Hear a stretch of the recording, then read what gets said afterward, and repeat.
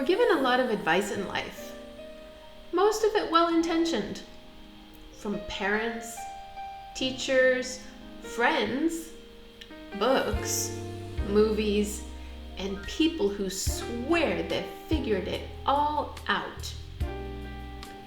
Have you ever noticed, though, that the advice we hear most often doesn't always agree?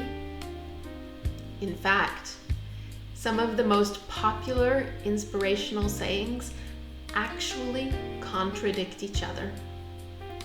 They sound wise on their own, but confusing when you try to live by all of them at once. Hi everyone, I'm Dr. Jill. I make short commentaries where I slow down and explore ideas like this, honestly, and without rushing to an answer.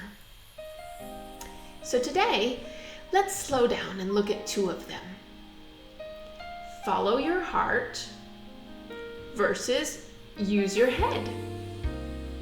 On the one hand, we're told, follow your heart. On the other hand, we're told, use your head. And both are usually said with total confidence, like they're the secret to a good life. But if you have ever been stuck making a hard decision, you already know the problem, because your heart and your head rarely agree. So today, I want to talk about these two sayings, why we love them, how they clash, and what happens when we take either one too literally. Let's start with follow your heart. This saying is everywhere. Movies tell us love conquers all. Graduation speeches tell us passion will lead the way. Social media tells us if something feels right, it must be right.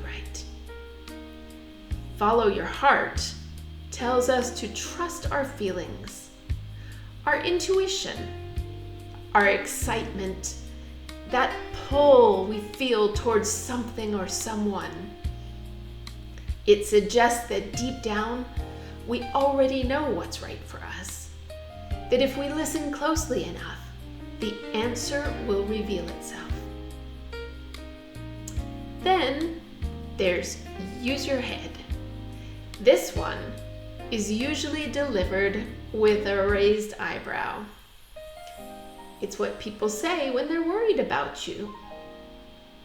It means be logical, be practical, think things through, make a plan, have a backup plan.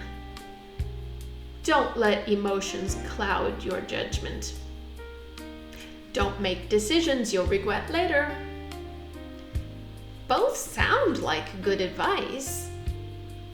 Both are meant to protect us in different ways, and yet they point us in opposite directions. We love follow your heart because it feels so brave. It feels authentic. It feels like permission to want what we want. It promises a life that actually feels like ours, not one built entirely on expectations or fear. We love use your head because it feels safe. It feels responsible. It feels like adulthood. It promises stability and security and fewer messes to clean up later. Heart advice speaks to who we want to become. Head advice speaks to what we're afraid to lose. And that is where the tension begins. Because here is how this plays out in real life. Your heart says, take the risk. Apply for the job you don't feel qualified for. Move to the new city. Start that new business. Chase the dream. Your head says, What if you fail? What if you can't pay your bills? What if you embarrass yourself? What if this doesn't work and you have to start all over again? Your heart says, this relationship feels right. I feel seen. I feel connected. Your head says, but look at the pattern. Look at how many times you've had this same conversation. Look at the red flags you keep explaining away. Your heart says, I can't keep living like this. I am exhausted. I'm unhappy. Your head says, but you've invested so much time, so much effort, so much of yourself already. Your heart says, say something. Be honest. Your head says, what if it changes everything? And suddenly, you're frozen.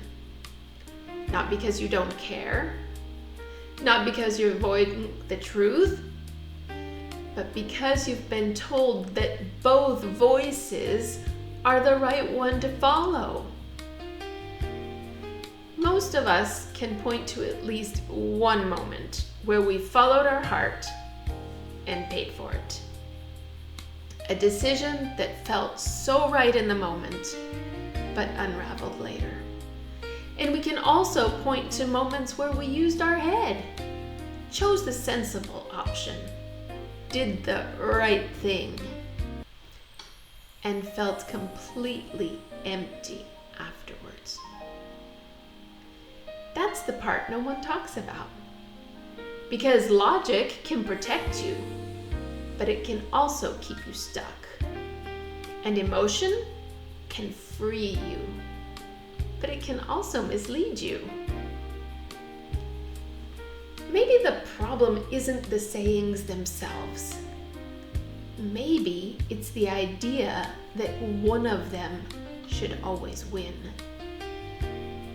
Your head is really good at asking questions.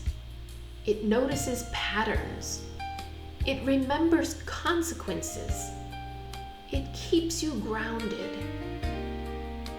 Your heart is really good at answering one question in particular. What actually matters to me? When we silence one completely, we lose something really important. So maybe wisdom isn't choosing between your heart and your head. Maybe wisdom is letting your head slow things down, while letting your heart decide what's worth the risk. Maybe the goal isn't certainty, it's alignment. Because a life built only on logic can feel safe, but pretty hollow. And a life built only on emotion can feel exciting, but unstable. When the two are in conversation with each other, we don't just make decisions, we make considered ones. So the next time someone tells you to follow your heart or use your head, maybe the real question isn't which voice to trust, but how to listen to both without letting either one run your life.